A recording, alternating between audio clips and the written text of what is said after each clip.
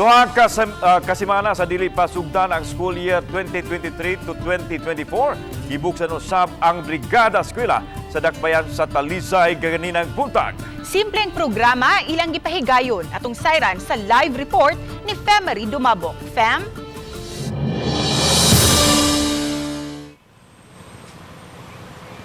Sa Sanlan, yano lang nga programa ang gihimo sa pagbukas sa Brigada Eskwela nga gitambungan sa mga magtutulo sa mga pampublikong eskwelahan sa dakbayan sa Talisay. Inay nga sa naandang motorkada sama sa nakalabayng katuigan, ganihang buntag gihimo ang parada sa Talisay City Central Grounds. Pinalahi ang cheer and yell sa mga magtutudlo aron pagdasig sa kauban nila mga magtutudlo nga gabitbit sa mga silhig ug uban pa mga gamit sa pagpanglimpyo.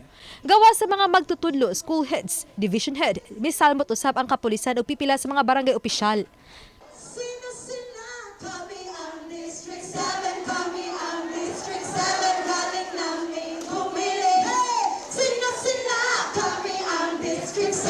Usa ka simbolik nga pagpamintal sa pader sa Talisay City Central School nga gihimo sa mga opisyal sa Talisay City Deputy Division o sa chairman sa Committee on Education sa Talisay City Council, Eduardo Digol Gulyas III.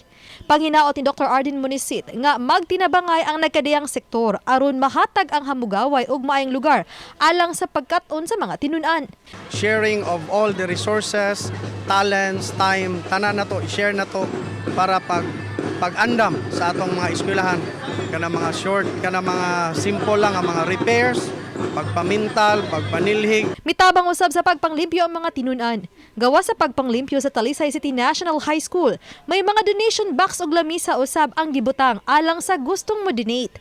Kabahin sa donasyon mao ang mga floor wax, pintal ug salapi. Together with the opening ma'am sa brigada na donations jud among giuna dayon kay ubay-ubay jud ang tawo nga nianhi. So this is open for everyone jud nga ganahan mo donate. Sa nagpadayon nga enrollment, dul-an na sa 10,000 ka mga tinun-an sa elementarya ug high school sa dakbayan sa Talisay ang na-enroll. As of alas 11 ganihang buntag.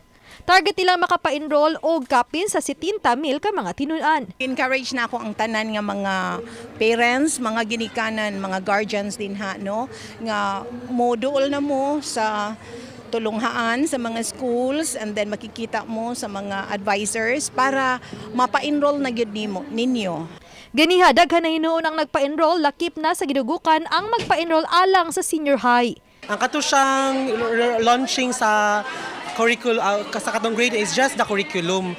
So to revamp the curriculum, the matatag curriculum, but we're still accepting grade 11 and grade 12. So I think siguro ang kanang mga issue regarding that is based on the katong proposed bill ni Gloria Arroyo nga kanang it will be an option na ang senior high school, but wala pa na siya karon.